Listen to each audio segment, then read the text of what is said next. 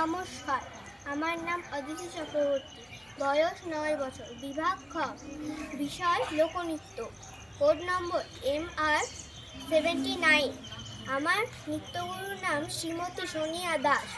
আমি সর্বভারতীয় সঙ্গীত ও সংস্কৃত অনলাইন প্রতিযোগিতায় অংশগ্রহণকারী।